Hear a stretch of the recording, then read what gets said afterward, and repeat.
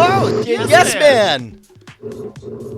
Yes. Hey, did you enjoy that beer game?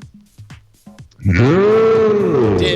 Did you think we did pretty good at it? All things considered. What about you? Did you get fooled by a bunch of those? Yes. Now, do you like beer? Yeah. But you also like weed, right? And you do cocaine sometimes? Yeah. Little bit of you tried heroin once or twice? Yes. In fact, you're trying to cut down on the number of times you tried heroin.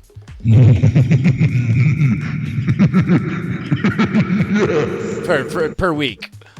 Yes. Yeah, but it's crushing your family, though. Yes. The Yes Man, you're probably wondering why we all asked you here today. We all love you very much. Ah, damn it. We missed We'll him. get him next time, Next man. time. This close. We almost saved him. I think our point got across, though. You know, listen, it's a process. These things don't happen overnight. Hey, let's take a look at some show titles. That was a great moment of synergy where none of that was planned, but it's like you knew to cut the music to go serious. Oh, that was great. Go ahead. We've got show titles here at nightattack.showbot.tv. Some of our top voted ones include Pussy's Sister. Pussy's Sister.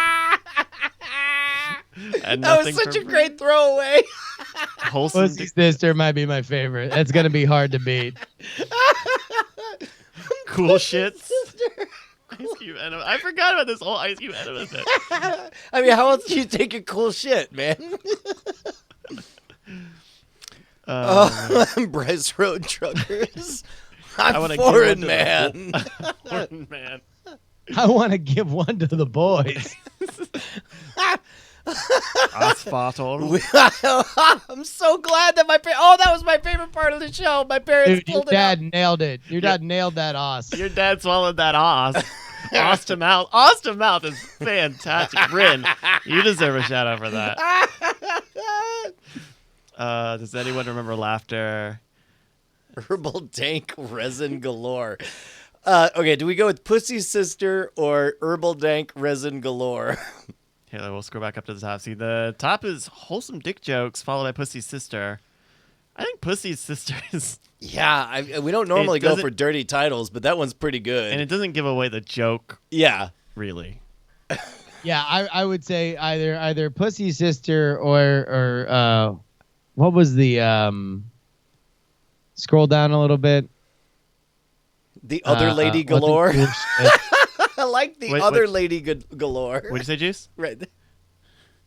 No. Keep going down. There's another one that I really liked.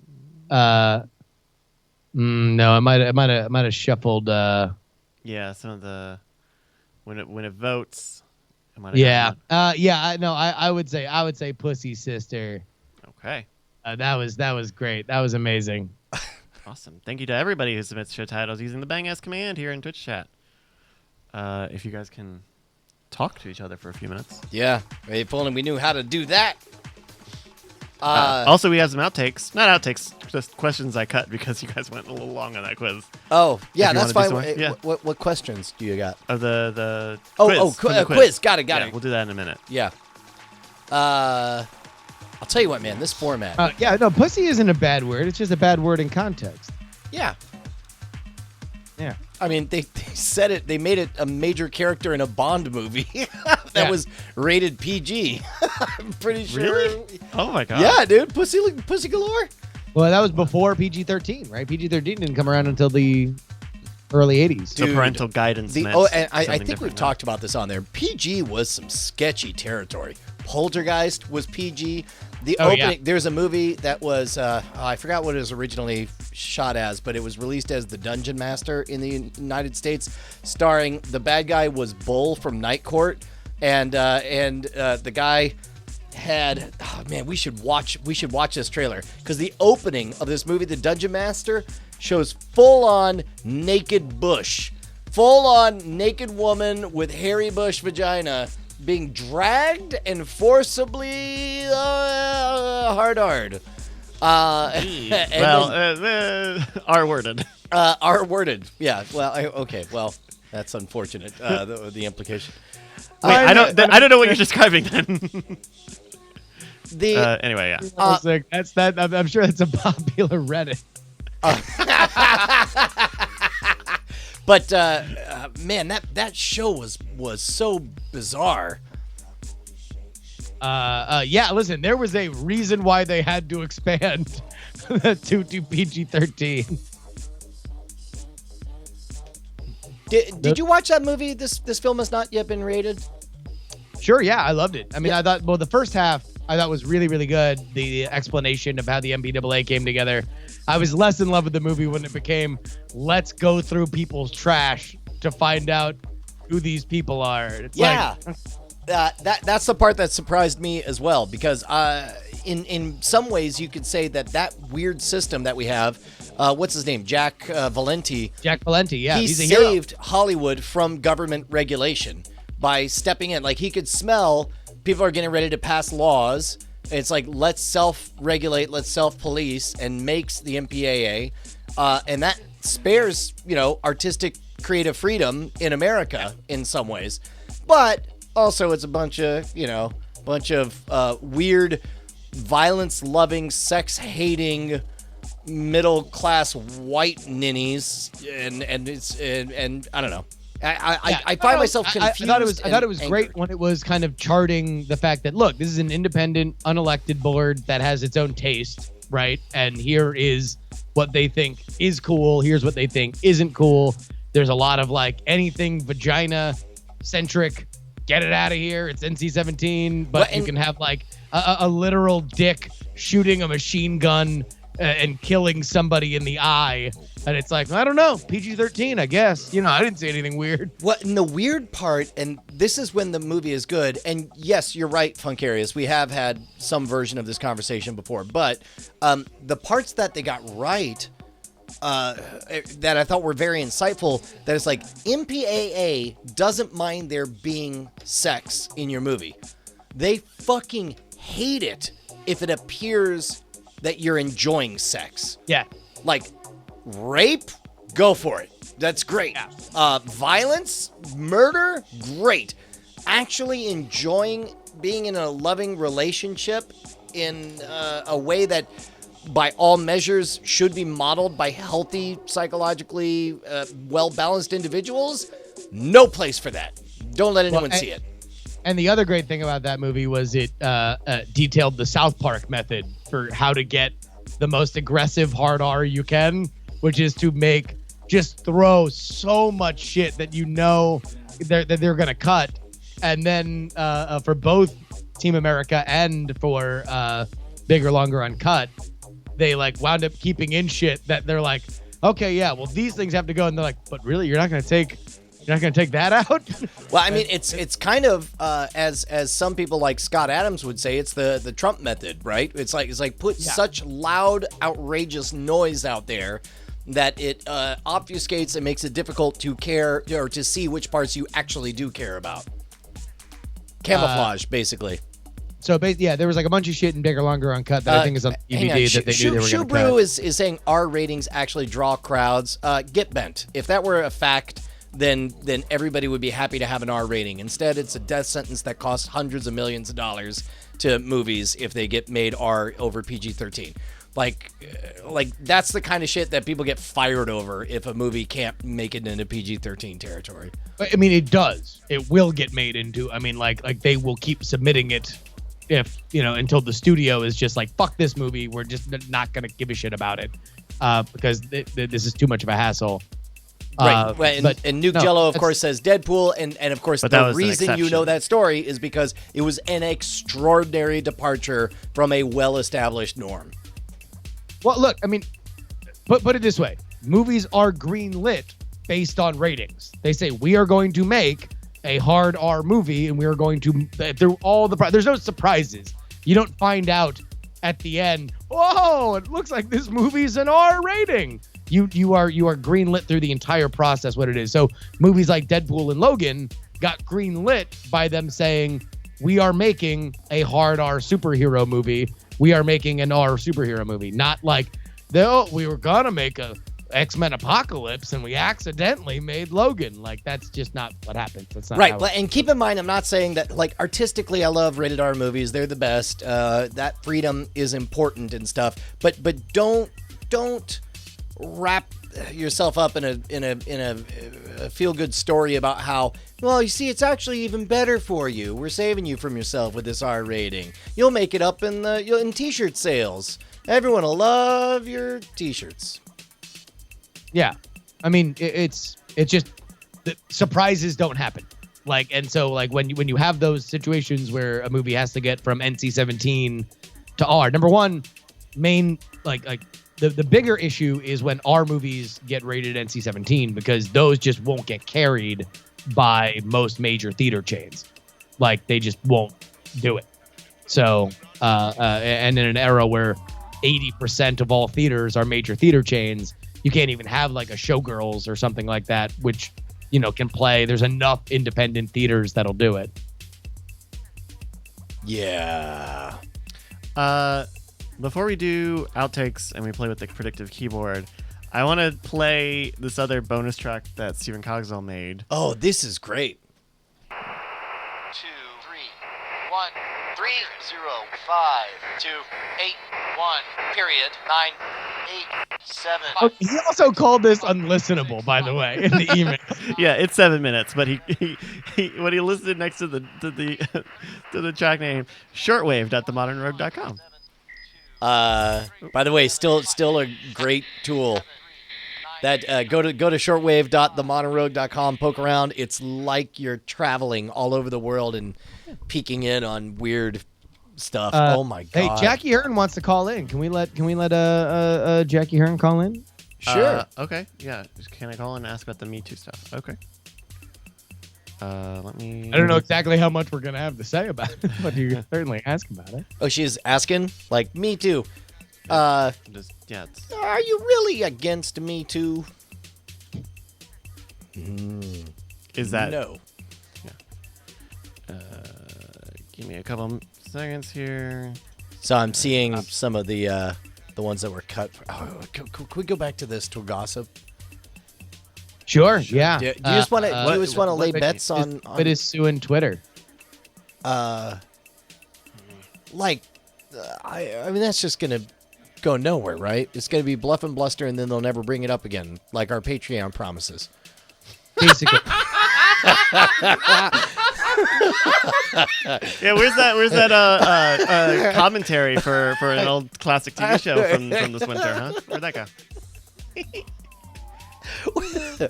Sunbun asks if it'll go to trial. From what I understand, very rarely does any of this go to trial, right? Everybody just essentially sketches out what their case might look like. They both agree it's going to be too expensive, and then they figure out it's a weird form of mediation almost. I mean, I would suspect it's not going to go anywhere, but I would also have suspected. I mean, this might just be the most serious step of, hey, pay us money to make this go away. Yeah. Because also it's like, it's going to be hard to show real damages. Which also, that move is not traditionally a play made by a company that's doing really well with its primary gig. I don't know what's happening there. We have a lot of friends that work there. I hope they're doing great. I agree. All right. We have. I mean, what are you gonna do, right? Look, there ain't a lot of podcasting networks around anymore. Back when we first got into podcasting, a lot of podcasting. Oh my gosh, hold on. A bunch of them have just shut down. Feral shut down a few months ago. Wait, Feral? Feral Audio shut down. Feral Audio shut down. What? Doughboys went independent. I think Harmontown's now on Starburns Audio Starburns is or trying to whatever. pick up a They're lot doing of their own Feral. little thing. Yeah. We do have. And it seems like that would be a tremendous opportunity if, like, one thing had a big purge of a lot of talent, and then another thing was able to grab some of that. All talent. right. Jackie's on the line. Hi, Jackie. Hey, sorry. I feel like I have a vested interest in Feral Audio, so that I didn't know that about the that all the rest of them went down. I knew My Favorite Murderer went independent, but not Doughboys. My favorite murder is different from my favorite murderer because that's I a think very that's more of a specific personal show. choice. Like we all make our choice who our favorite murderer is. Yeah. Speaking of murderers, Yeah. can we talk about this whole Hollywood Me Too thing? Yeah, sure. Sure. And- Well, and yeah. What do you all want? the What do you wanna know? murdering. Everybody's Okay, complaining all right, about how they so got murdered. I'm gonna start. Oh, no, guys, go ahead. I was saying everybody's talking about how they've been murdered, and then they're like, "Well, I got murdered once when I was 14, and a stuntman murdered me." No, absolutely. Like I do a podcast with my good friend Roberto Villegas on House of Cards, and I have absolutely loved Kevin Spacey, but he apparently did a thing with a 14-year-old boy. I don't even know what to say. However, can we talk about Aziz Ansari? Am now I we're sorry? okay. So you're saying let's bring up. Now we're getting to the fringe cases where it's a little bit What? more of a Rorschach Yes. case. Okay. Here's my question: is that in the past, when it came to Hollywood was very protective of the news and the things that came out, and in particular, stories that weren't in, if there wasn't an active criminal investigation. And now things are coming out without an active criminal investigation, including Aziz Ansari, which is now becoming a big, oh my God, I'm sorry, I don't know how to answer this question. If I'm hearing you, it to you guys to answer that horrible question. okay. Well, first of all, what do you think? We will not say one word about this without you on the line because we are Okay. white married men. Yeah. Get a girl, get a woman. Who's Yeah, those right. guys and why do they have women with them? They're white married men. Hello. So, but if I hear your question, this is a curious evolution of this trend in that some people are suggesting that we're reaching the fringes where it feels less like a movement and more like just straight up talking gossip behind the bleachers. All right. So here's the thing with the Aziz Ansari thing. Okay. If you read that blow by blow, I only after I said it realized that was a pun. Oh no. There's You walked away with the grilled cheese sandwich. There's some greasy shit pulled by Aziz Ansari. Now, does it rise to the level of, if she called the cops immediately, would it have been sexual assault? I have no idea. Yeah. It makes you uncomfortable to read it. And obviously they seem to disagree slightly on some of the details between the lady who was quoted in that article and Aziz Ansari. Here's all I know. We are in a time where different lines are being drawn about this kind of stuff. And man alive, who doggy? Like I have really nothing else to say other than I look forward to things settling out a little bit more, and Yes.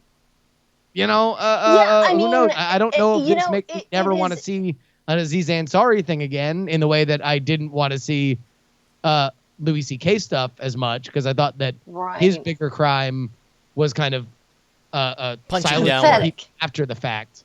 Yeah. But look, man, you got any gum? Yeah, see, I love you guys for taking my call at all on this topic because, like, this is such a hard topic to address. And even for me as a woman, I fucking love Louis C.K. Like, and honestly, I Love You, Daddy is a great film. You can still watch it, by the way.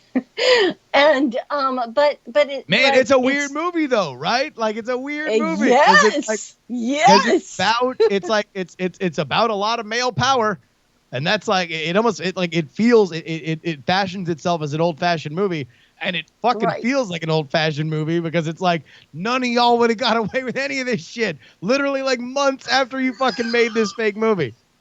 Yes. Yeah, and you know, and I noticed that a fucking Jerry Seinfeld on his Comedians of Cars, when it moved over to Netflix, he took off the Louis C.K. And Louis C.K., I guess what he did was he talked to, he was in a situation with women that he put up on the comedy show, on a comedy festival. And then he asked them if it was okay if he could pull his dick out and masturbate in front of them.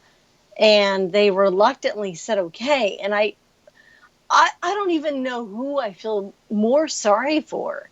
Like, I mean, to have to ask people, or to have to ask someone if you can pull your dick out and like, if I'm hearing you correctly, you just think everyone should just be able to do it all the time. Why are you having to ask for any of that? Exactly. No one should have to. So I appreciate quick draw. Yeah. Quick draw.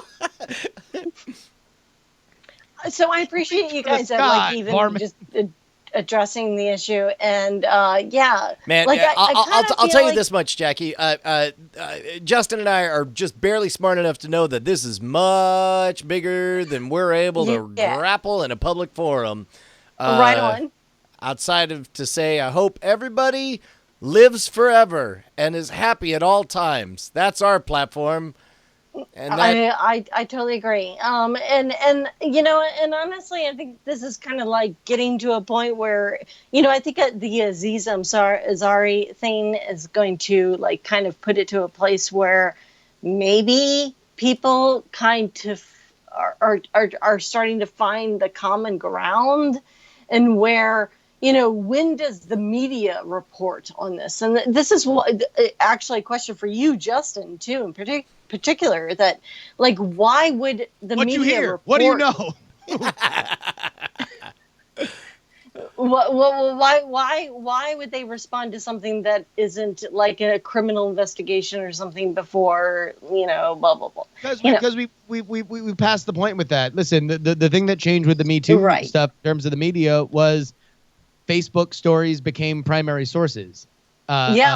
Whereas before you would normally a Facebook, somebody saying something would be a lead that would then become another story. What changed is that social media became so normal, and we all know if somebody writes something on Facebook, it's at least their opinion, right? They are spending social capital to put it out there, and so now those are the story instead of the beginning of I should start looking into this and find other sources and talk to the people that are being accused. That's what changed. The difference in this Aziz Ansari thing is that I think it in and of itself, it might be the more longer lasting societal story, in that, look, two adults walked in thinking that they were going to go to somebody's apartment after a date. One person left thinking this was an awkward experience, and the other person left thinking it was sexual assault. And if there is anything that can come from it, and we can think closer as we go forward to narrow those fields of understandings, then I think that we're going to be better off for it. Yes. Well said, Justin. Thank you so much, guys. Are we allowed to not talk about this anymore? Yeah, Jackie Hearn, you're the best. I'm constantly in fear that I'm going to say something that's awful and nobody will like me anymore. Well, and plus, also, it's just like every word that comes out of your mouth, just you think, how will this look 5 years from now out of context related to some future thing that's going to happen? Yep. And that's another lesson to hear from white married men. Hello. Bye, Jackie. They're doing the taxes and planning for the future. White married men. Hello. Someone says if people want to hear more about that, unfriend me and the Jury podcast today. I've talked about it there. I've been talking about it literally. I've been talking about it literally. What was the over? It sounds like unfriend me is just killing it these days, right? I listen. If I ever stop being abjectly terrified to do it, then I'll be able to enjoy it. But yeah, man, like this one was about separating. I didn't even think this one was going to be bad. It was about separating the art from the artists, and we're just talking about kind of the nature of scandals and how permanent and how how harmful they are to careers back in the day, back in the golden age of film, how harmful they are now, like who even in a post-Me Too world like Roman Polanski and Woody Allen have kind of just sort of gotten a golden ticket. Yeah, they were like vaccinated or some shit. Well, and to give a perspective, and not that I want to open this can of worms or again, but when we were talking about that Daddy of Five stuff, and the point I was trying to convey is like, guys, whatever you're seeing, it's just as bad and has always been this bad for literally every child actor you see on anything. And now we're getting more and more evidence, bearing that out. And what I was trying to say is no, it's worse than you think, and it's everywhere, and it's secret. And then people remember the whole not opening can of worms? Yeah, all right. Well, I feel you. Yeah. Anyway, although we did talk about Daddy Five in last week's episode about the Logan Paul controversy, we kind of went into the escalating world of YouTube prank culture. Can I confess something? I found out Logan Paul follows me on Twitter, so I dropped him a DM. You did? Yeah. What did you say? Well, I was trying to think of I was trying to think of something substantive that I had to say, and I realized I didn't. And the closest I could think of is, here's a human being who is most hated on the planet. And I thought back to like 5 years ago when, 5 magicians decided that they didn't like this particular trick I taught on Scam School and made a project of trying to, pull out pitchforks and torches. And I was like, that was a minor subcircle of the internet. And it ultimately had zero impact on my life whatsoever. And it was fucking traumatic to me on a deeply emotional level. I started having panic attacks and wait, what did you say? Confirm? No, that you were wrecked about it. I mean, look, and something that I'm glad now you can look back on and say, if I had literally just taken a long nap or were able to just neuralize the part of my brain that knew that this one specific message board existed, literally nothing would be different in your life. Yeah. Well, but it doesn't change the journey that you went on. Yeah. Well, and so it occurred to me that one of the most painful parts of that for me was the profound sense of isolation, of not knowing who I could talk to. So, I mean, and this is where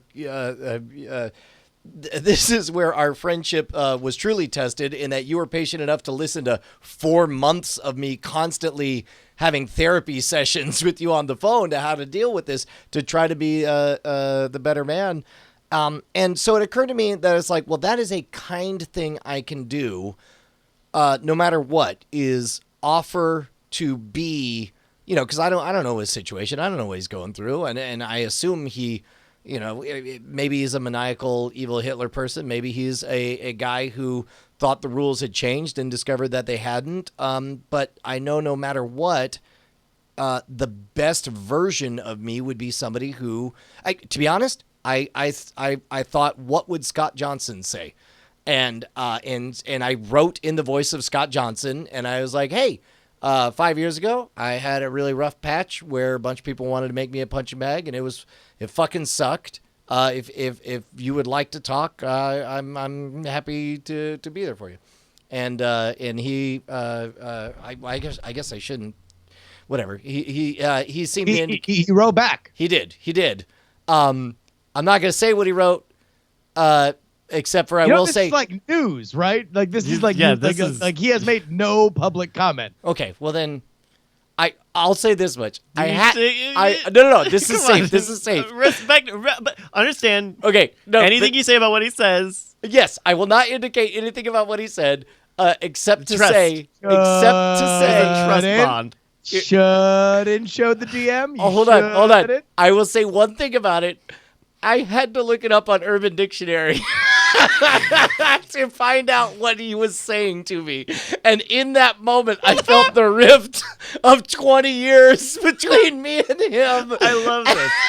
Brian's going and saying, hey, look. The kids say on Urban Dictionary, white married man. Hello. I love this. Brian's whole thing is like, I totally understand where you're coming from. This happened to me. We are on a level where we can connect. And he sends him fucking Greek. Yeah, I got it. And I was just like, I don't know. Am I being blown off? I was like, oh, the internet. I can find out what he means. Can you text me the phrase? Put it in our group chat, please. Our group text, just please. text me the phrase that he said to you. Meanwhile, I swear we have to get to these things that I teased in the show. Jesus Christ.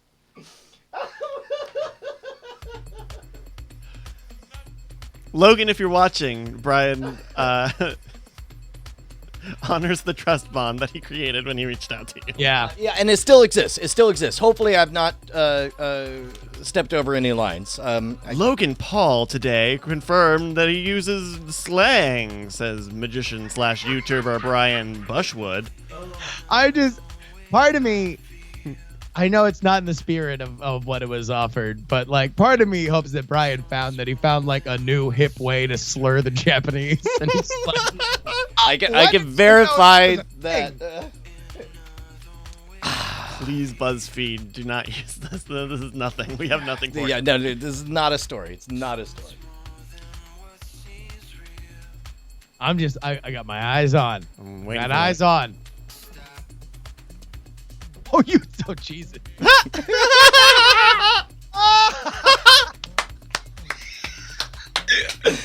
White married men looking up responses from YouTubers on Urban Dictionary to find out if he's okay.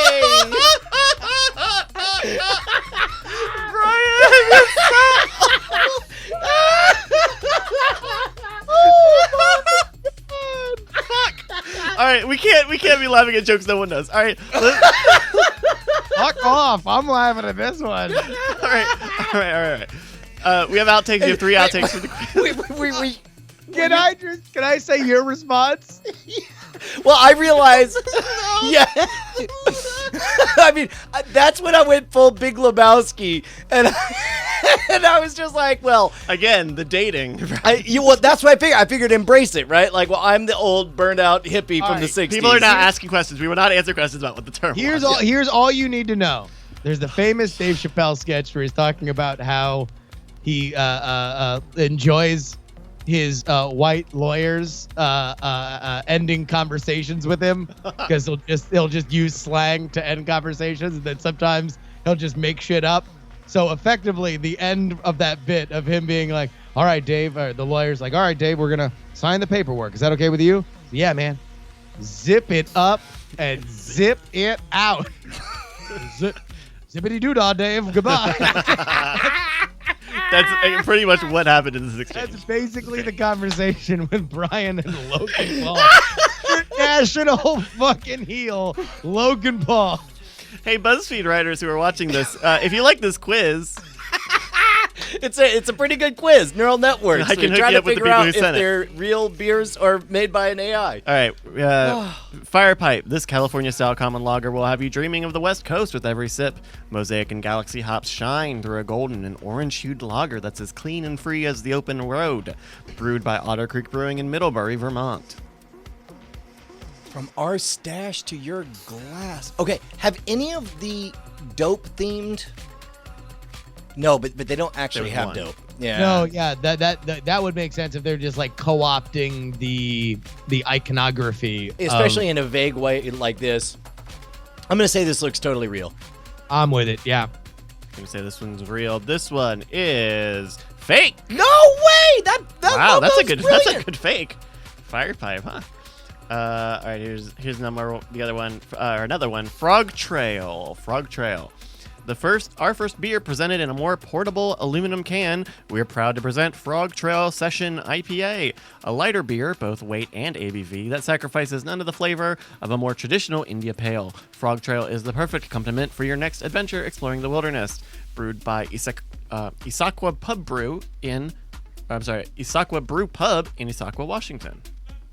Yeah, I think it's Issaquah. Issaquah. Well, Issaquah.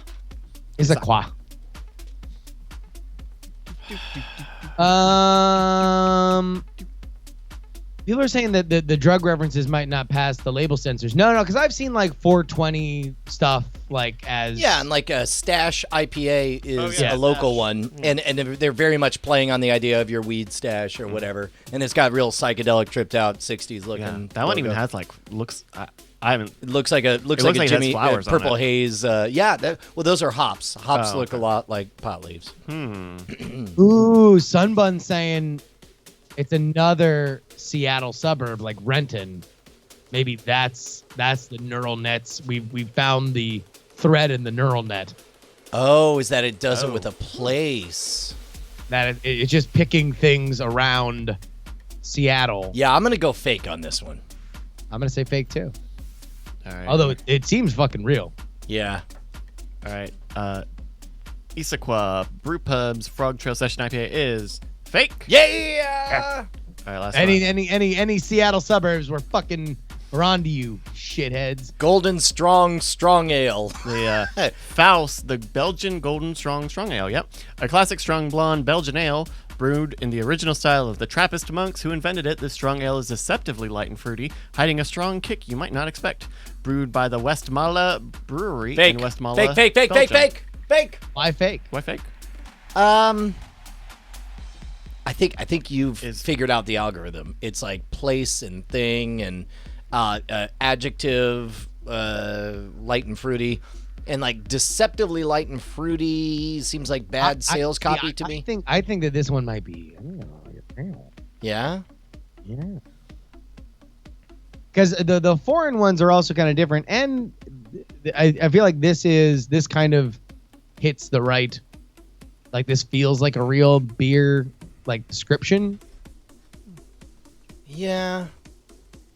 People are calling out the fonts, but we've already seen that these guys could do really good beer labels. Yeah. Faust, the Belgian Golden Strong Ale. People are saying like Westmalle uses better designs. They did forever, always, with every design. I'll go fake. I still say fake. Yeah. Fake. I don't know the answer for this one before I show it, but I also think it's fake just for the fact that it has strong twice. That seems like a thing that a neural network would fuck up. That part, I believe. Yeah, that's what made me think it was real. Really? Yeah. Golden Strong Ale. Yeah, correct. Like strong ale is the blend of whatever, and golden strong is the sub hop category of Jibber Jobs. All right, here we go. The Faust, the Belgian Golden Strong Ale is fake. There you go. Oh, nailed it. Nailed it. GG. Do you guys want to do a quick Da Vinci Code? Yeah. Do you guys want to make a Da Vinci Code number wang? Yes. All right, I have loaded up what I believe to be the Da Vinci Code full text into botnik.org/apps/writer. All right, here we go. Ready? I'm just going to give you the numbers. You're just going to type it like a stenographer. Court stenographer. Please take down the following numbers. Ready? 1-1-7-3-3-5-2-4-5-5-6-9-9-1. Okay. Also the following. 8-1-1-1-2-2-3-4-7-8-9-2-1-1-2-1-1. Now I want you to do 1, 2, 3, period. Okay. 1, 2, 3, 4, 5, period. Okay. 1, 2, 3, 4, 5, 6, 7, 8, 9, period. Okay. And then 9 period 9 exclamation point 9 question mark. And then, okay. Right, yes. Okay. All right. Got it. All right. Read it. All right, here we go. The floor from a large door creaked, and his final thoughts were still whispered up on her. Fishing Sophie from his slumber, and he called Mr. A voice spoke in rapid incomprehension of this gallery. Not Phi. Langdon began pounding. The man fled a little more in danger that it Jesus? Holy shit. Dan Brown, fuck That's off. pretty good. That's pretty good. Cool, I'm gonna put that on the Twitter. Oh, that's amazing. So good. Oh. It. Jesus? Jesus? All right. So maybe we'll play around with that a little more next week. Y'all, this was a good episode. Hey, good times for everybody. We all had a lot of really good times. Yeah, we got to go record stand-ups for Scam School now in the freezing cold. Oh. With a handlebar mustache. It's bittersweet then, huh? All right, We well. look good on BuzzFeed. Oh yeah, we should take some promo photos no, that's for a a press high kit. quality. That's a high quality. That's like a designer mustache. That's like a Gucci mustache. Yeah. Like not Louis Vuitton, not BMW. Right. I mean, to that, I just got to say, right on.